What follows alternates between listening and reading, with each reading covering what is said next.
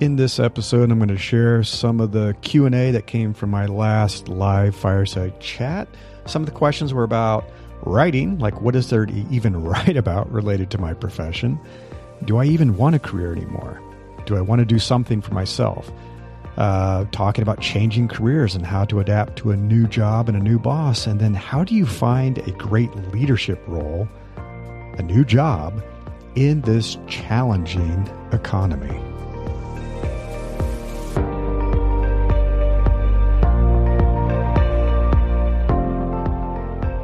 I'm Larry Cornett, and this is Invincible Career. I mean, if nobody else, you could look at my, I'll just take advantage, Larry. Hi. Oh, hi, Naima. How you doing? Hi. I want to ask, like, you're talking about writing. So I used to be a UX designer, and I used to write when I was a UX designer, but I switched over to product management a couple years ago. I just don't feel like writing about product management because I know it's important to write. But sure, I'm just like, what should I write about? If that's like, I'm just trying to figure that out. That's the cool thing is, I think what you're touching on is exactly where sometimes people go wrong. I know I used to be a designer. I used to be a product management. I'll talk about designers. I love designers. That's where I came up. Boy, do they like to talk about design. They like to talk about design process, and everything, design systems. You know who doesn't care? The people that just want results. There was an interesting thread on LinkedIn where people somebody was a business owner and said, "I don't care what font you use. I just want success. Mm-hmm. You decide. You're the expert. I don't want to hear about it. I don't want to read a 20-page article about it. That's for you guys. That's an industry kind of thing." And so I think it's similar where it's like, yeah, there are people who write about product management. Marty Kagan's one, and he's fantastic. I love Marty. Yeah. I think talking more about the problems is what resonates with people. So it's more about talking about what problems did a company face or a business owner or whatever. What I find fascinating is more like, how does product management work really well with engineering or design? Are there stories? It's all about the stories. Okay. Like, are there stories where there was conflict between product and engineering, or between product and business, which there often is, or whoever? It's like, yeah, this happened. There was conflict. We couldn't agree. Here's how we came through it. Here's how we overcame that problem. And here's how we came out the other side with a better way of working together. So it's not necessarily about product management and product metrics and KPIs and all that kind of stuff. It's more about, what are the human issues that we all face? Okay. Conflict with coworkers, a business problem or a product problem or a customer problem that we had to figure out what was the real problem. Customers were complaining about X, and we could have just done X, which a lot of companies do.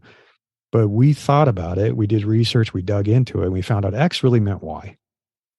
And if we provided Y, that's way better than just solving X, right? Mm-hmm. That's that whole thing. I mean, Steve Jobs talked about this. He's like, love customers. They are not creators, right? Yeah. And so they will tell you what they think they want, which is not the product. If it was, they would be the ones who are founding companies like Apple. So he said, listen to the problem, see the opportunity, and then you have to create the solution, right? And so there's so many stories that you could tell about that. But I also think there's all kinds of stories that people can tell about their own journey through their career. Because you just talked about being a career switcher. Yeah. And how you made the transition into a different profession. And I bet there's a ton of lessons along the way. Like, what did I learn? What wasn't so good? What was good? Why did I do it? How do I feel about this on the other side? Is this for everyone? Right? Mm-hmm. Christian Crumlish, if you know him. So he's in the community. He wrote a book, which he published with Rosenfeld Media. He was a designer and a design leader. He transitioned into product management and became a product leader. He wrote an entire book about, do you want to change careers essentially and become a product manager, go into product? Here's what that means. Here's what you need to know. Here's what that process is like. Here are people who've done it and sharing their story and why they did it. So there's so many stories, and it is about the stories. That's the stuff that people really like, right? The other thing I would say is like, well, what do you want from it? So this is why I tell people to write. It's like, there's different reasons to write. Sometimes, like I was mentioning, it's cathartic. It's just like, I just want to get this off my chest. I want to tell this story. It just feels good to release it and get it out into the world and get it off my chest. I think a lot of times people write to help other people. And so they say, okay, I can educate somebody, I can help somebody. The other thing I think is like, well, there's something that the author wants too. And I think that's the important thing to think about is sometimes it's money. People are writing because they're like, hey, I really want to publish a New York Times bestseller and I want to be, make $1 million from my book. And wouldn't that be fantastic? Which is extremely rare, as we all know. I mean, making money from writing is not a sure thing by any means. But I think there is something on the other side of that writing that you want. And I think that's the important question to say is like, what is it that you would love professionally? Are you trying to get promoted to the next level? Are you trying to reposition yourself into a different industry? Right? Yeah. Right. Like when I did it for UX, I wanted to just become like a thought leader in UX so I could obviously get people to contact me. It'll be easier to find jobs. But right now, like I did get laid off a while ago, but I'm thinking like, do I even want a career anymore? Like, do I want to do something for myself? Like go into business for myself. That's where I'm like trying to figure my own thing out. So I'm not sure what. So I saw you were doing that. Yeah. So, I mean, that's an interesting exercise that I tell my clients would really help them kind of think about what to do next is to think about, well, what is down the road 10, 15, 20 years? Where do you ideally, if you could just wave a magic wand and you were there, what would it be? What would you ideally want to be and ideally want to be doing? Mm-hmm. And I mean everything. Like, where are you living? How do you spend your days? What's Monday through Friday look like? Do you want to be in meetings all day like I used to be? If I could wave a wand, it's like, no more meetings, no more spreadsheets. I don't want to do this stuff anymore. So thinking about that and then kind of doing a reverse planning exercise, which is incredibly effective in saying, well, if that's where I want to be in 15 years or 10 years or whatever you think the timeline is, what did I have to do to get there? Step by step. So you step backwards to year 9, to year 8, to year 7. And then you start to get back to this point and you say, okay, well, if that's the next step to get on this path to where I really, really want to be, what's the gap? What is the gap? Is there a gap? Why is there a gap? Is it education? Is it experience? Is it positioning? Is it connections? What is it? And then the things that you're going to do are going to close the gap. So it's like, well, if it is positioning myself as an expert in this new domain, then I'm going to start writing about this domain. I'm going to research it. I'm going to get on panels to talk about it. I'm getting on a podcast to talk about it. I want to be viewed as the person who knows this, who's really good at this, because that's the gap I see. That's the only thing keeping me from that next step that I want to take on the path. Or it could be I want to get introduced to somebody. I want to network. Mm-hmm. And so you're like, how do I get closer to these people? And that's going to be a series of steps, right? I'm going to get close to this person. And then that person gets me to this person. And people do that all the time. They kind of work the chain. So I think that's an important thing to think about is like, ideally, where would you like to be in 10, 15? No, I have thought about that before because that's why I never cared too much to go into management because I always wanted to do, well, this is like years ago. I was like, I want to be remote. That was like when I'm old, I was like, remote work. Even before all this, right? Before remote came into like play, I was like, I just want something remote. And I was like, managers, how can manager be remote? Because the people are ill. I remember I faced the same problem. Yeah, absolutely. Yeah. So the one thing I do like is like, I do like teaching. Like, okay. I wouldn't mind building an online course, but that's where I get stuck. I'm like, what would I teach? I have to like pull that out of my head somehow. What would I teach people? Sure. Yeah. I think that the funny thing is everybody is more of an expert at something than they think they are, because for you, it's oxygen. This is the problem I think we get into, and there's a word for it, I can't remember right now, but it basically means that you know something so well that you don't even think about it anymore. For you, it's just like, doesn't everybody do that? Yeah. Doesn't everybody understand that? It does help to talk with people who are closer to you. So it's friends, it's colleagues that have known you for a long time that you trust, family members or whoever, to have a conversation and say, what have I always been good at? What have you noticed about me? Where do you think my interests are? And family members are great at this. Parents, siblings will tell you that you've always had a passion for this. Like, really? Or you've always been good at this. Sometimes friends will do this and colleagues like, wow, you're really good at doing this. And I'm like, what do you mean? Everybody does that. And they're like, no, they don't. I have this conversation with people all the time as a coach, because people will go through this exercise and I'll say, I want you to document going as far back as you can, memory or talking with parents. What are your talents that you've always had? Those are just natural, innate talents that you've had. What experience have you gained? What knowledge have you gained? What skills have you acquired? What have you become really good at? And make huge list of all these things. And then we talk about it and I look at it and they're like, oh yeah, but everybody can do that and everybody can do this. And it's like, no, they can't. That's not true. That's actually pretty rare. I know most people can't do that. That's something you could actually talk about. It's something you could teach people. A lot of times the journey that you've taken is a course. So there's one guy that's in the community. He's not here right now, but he made a huge pivot from a non-tech industry into tech and became a designer. And I was with him for the journey, so I know how hard he worked to do that. I know how important it was. He's so focused right now on just kind of moving up that ladder as a designer that he hasn't even noticed how much he's changed from where he was before. And I said, there are a ton of people trying to break into tech. And there's a ton of people trying to break into design. Lots of design boot camps, lots of design schools. He knows where they dropped the ball and where things are missing. He's like, yeah, they didn't really teach me how to get a job.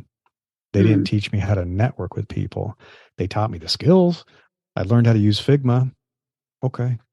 That helped me. I learned how to do layout. I learned all this stuff and design principles, but they didn't teach me the hardest thing, which was, okay, now I got to get a job.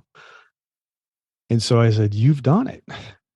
That journey is a lesson and it's a course where you could go back and step by step say, here's what I did. Here are the mistakes I made. Here are things I wish I'd known. And now you can share that with someone. And that's a course. That's a workshop. Yeah. Absolutely. It's kind of funny. I was telling people on the call last week, there's somebody who's making a tremendous amount of money teaching a course, the Chicago Manual of Style. And they said, I don't know why. They can buy the book. There's the huge book. It teaches you everything you need to know. But people say, I would rather have a course with you on video and pay 200 and some bucks for this course to have you kind of walk me through it and talk about it, because people learn differently. And she said, all I'm doing is teaching people what this book is and how to use it and how to apply it.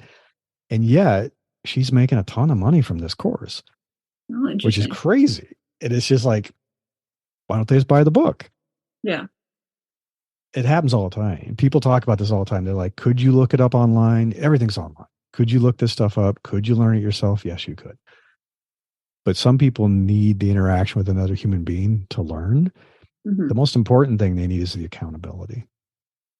So they will never make the time to do it for themselves. They keep telling themselves they will. Yeah. They won't. So if they pay you and they're going to see you every week on a call, I just went through this. And it was a bunch of stuff about developing and marketing my newsletter. And I was in a course with 10 other people live. We met every week for 8 weeks. And it was that commitment and that accountability of being on camera with him and talking about it and him reviewing stuff and saying, did you make that change? Did you update things? Did you change your landing page language? That forced me to do it. It's not like I didn't know I should do all this stuff. I just kept putting it off. And the course made me accountable and it made me do it. So there's probably something that you know really well that you just take for granted. Okay. And other people could use that and they could use you holding them accountable, saying, let's take you step by step through this. Right. Yeah, I'll think about it. Absolutely. Other questions or topics? Anybody else want to come off mute and be bold and brave? It's not scary. Josh has been talking to me for years. He's not scared. Hi, Larry. Hi. I'd start video, but I have a bad connection right now. But no worries. So I've come upon a situation. I changed careers about 7 months ago, going from a for-profit family-run company, manufacturing company in supply chain, doing purchasing for almost 15 years. And got burnt out, decided to change careers, change whole industries, everything, and went to Mm-hmm. came upon a position with a nonprofit that I volunteered with for quite a few years prior and jumped at it. Took a bit of a pay cut, but I was okay with Sure. it. Not a problem with that. Problem that I've kind of come into is that since taking the job, and you can only ask so many questions, just try and get as much of a feel of the company during Sure. an interview and talking to people outside. I've come to learn that my boss is I was basically hired to be her replacement, and Mm-hmm. which she's not planning to retire for another 5 or so years, but Okay. she's the only one in that position. She's held that position for 30 some years. Wow. And hiring me was not her choice. It was kind of pushed on her by the board to hire her replacement, essentially. Oh my. Wow. And I'm okay learning things, but she's very, she doesn't want to give me things to do. And I'm trying to, manage my manager a little bit in a way to Yep. show my worth. And, you're paying me this money. You guys That's came right. up in what you wanted to pay for this position. And I came down a little bit. Right. But, I'm not quite sure how to get through this. I like the position. I want to eventually have her position, but I don't know all the things that I need to know, and she doesn't want to teach them to me. Yes. That's a tough situation to be in. That's unfortunate they put you in that situation. Right. It does happen. It does happen where, oh goodness, a lot of people, a similar thing will happen where a lot of people are hired to fill a seat that somebody internally wanted. And they were jockeying for it, and they kind of threw their hat in the ring, and people are like, nope, you're not ready for this, like a leadership role. And they hired somebody from the outside, and they come in, and lo and behold, there's somebody in the company that's really unhappy. They're there. Right. So it's really challenging. I was in that situation once. And I could tell I was picking up on the hostility. I was like, what is going on here? There's some kind of hostility coming from this person, very defensive, didn't want to share information. Like they saw me as a threat or something, and I didn't really understand. So and I'm lucky in that I haven't gotten any hostility from her. It's almost like an unconscious thing that, I don't want to give you work because then it's taking away from what I'm doing, kind of thing. But like, she's very pleasant to work with, very nice woman, but yes, yeah, not quite sure how to navigate this and how to it go does forward. take and I've been there for 7 months, so okay. I don't know how long do I leave it for. Yeah. I mean, it is true. Any job, I tell people, I said, be prepared for the first 6 months to just feel like you're drowning. Almost every job, this first 6 months, you're not really up to speed and you're not productive. And it does feel like a daily struggle, like you'll never master it. And I've felt that way in every new job for 6 months. And then there's something kind of tips and you're like, okay, I think I'm starting to get this. And I'm starting to get this environment. I'm getting the people. So it does take a while to build the trust and the relationships. I would say in this case, it's going to take some time with her. There's going to be a certain amount of stuff that you can kind of pick up through osmosis and observation, which is, it's kind of a shadowing exercise where you want to be with them and kind of assisting and observing and learning. And I know I did this in a role where I was like, I really want to learn this GM role. And it's not like they have the time in their job because they're so busy to sit down and just teach me how to be a GM every day. They didn't have time for that. And I knew that. And so I told this person, I said, do you mind if I just get invited to the meetings you go to? And I'm just going to sit there like a fly on the wall. I just want to shadow. I'm not going to, I know you're busy, crazy busy. We all are. I'm not going to be a disruptor in the meeting because I'm not prepared and I'm not ready for it. Right. These are meetings with these senior executives and it's a very touchy political situation. And I said, don't worry, I'm not going to open my mouth. I'm not going to do anything. Right. I'm just going to learn. I'm just going to observe. And so part of that can be through a little bit of osmosis and kind of shadowing and partnering with them and not really being a threat, not being disruptive, but just observing and learning and absorbing everything you can like a sponge as much as you possibly can. Part of that's going to be building trust in this case, unfortunately, because you were put in a situation that was very disruptive where they were like, oh, I see. I see what's happening here. So it's going to be a lot of trust building. And as you know, some people take a while to warm up. I can think of some people it took like a year or more before we kind of bonded and they saw, hey, I'm not here to do damage and I'm here to make this work for both of us. And you will start to see opportunities that come up where it's like they seem overloaded or they seem like they're taking on too much or they seem like they're really stressed and they have a lot of anxiety. And to be able to gently offer and say, I can help, right? I'm here to help. I'm here to be your partner. What can I do to make things better for you? And I tell people to do this with their bosses all the time. And most people don't. Most employees do not do this because they see the relationship is very one directional. Like you're the supervisor, you're the boss, you tell me what to do. And they're not a human being. They're just some brutal supervisor, right? And I said, one of the most valuable things you can do to position yourself is to go into a meeting once you've kind of got your own job under control. You certainly can't do this when you're not able to control your own job and get your work done. But once you've built that relationship and rapport, to be able to say, what can I do to help you? What can I take off your plate? And I remember doing this with a boss where it's like they seemed stressed. And I said, what's going on this week? What do you got on your plate? And they were talking about it. And I said, I could maybe go to that meeting for you. You want me to go and take notes and I'll just take care of it? And they said, really? You do that? And I'm like, totally. I know you're overloaded. They're like, I'm booked in 3 different meetings at the same time. And it's like, I could go to one of those meetings and just be your proxy, right? So being that person that they feel like they can trust, that you actually do have their best interest at heart, you're like, hey, I want to help.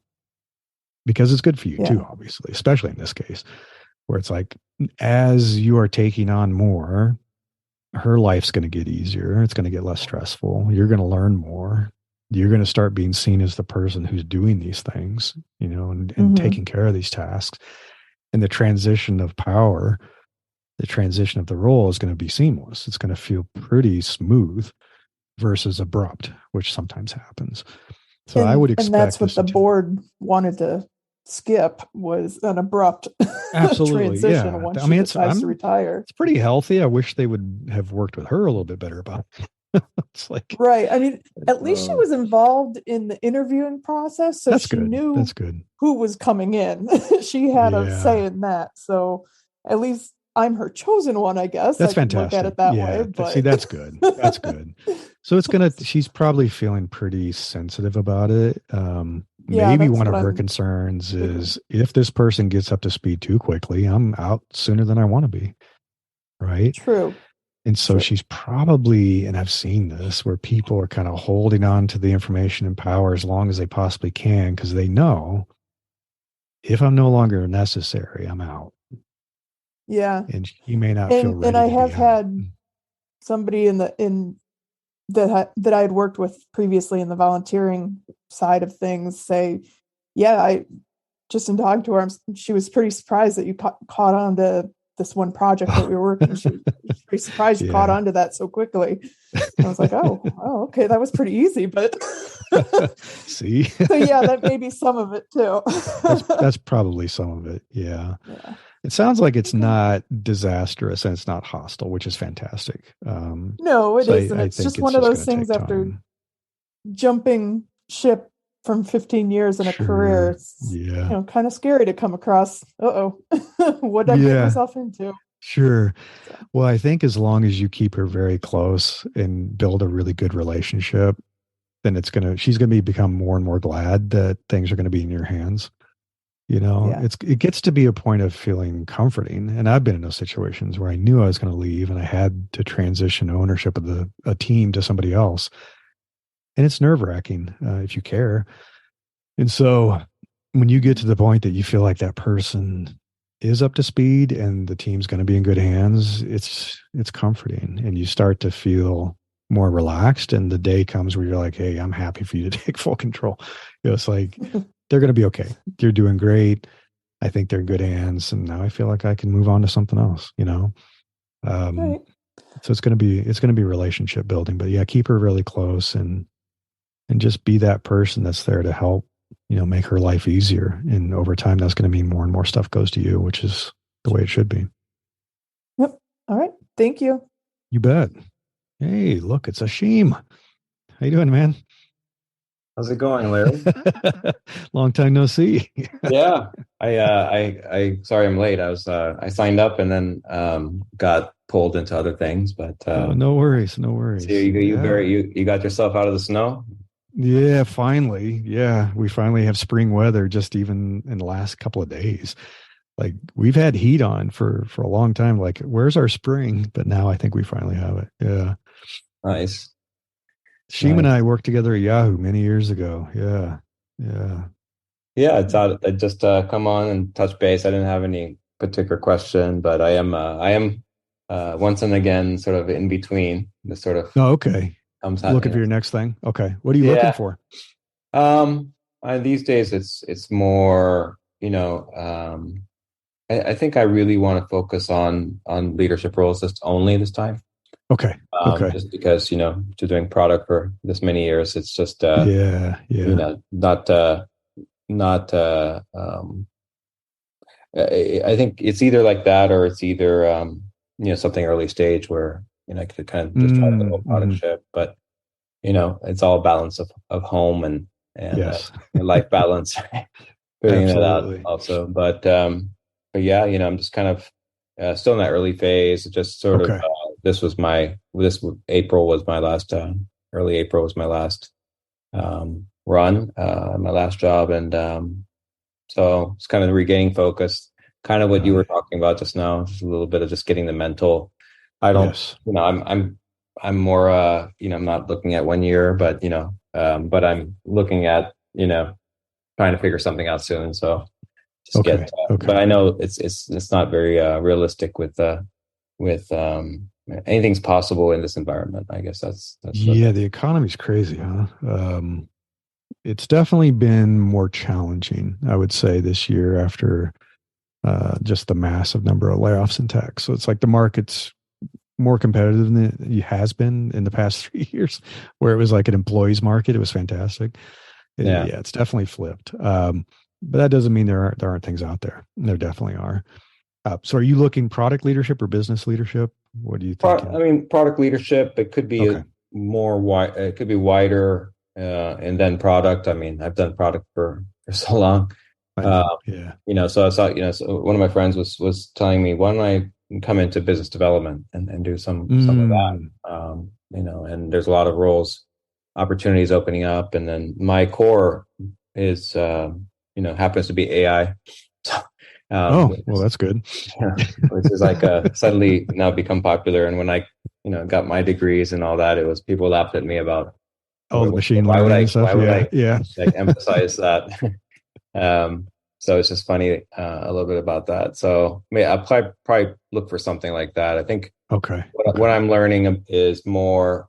I think it's if you don't follow your passion, then you're just not going to be happy for the long run.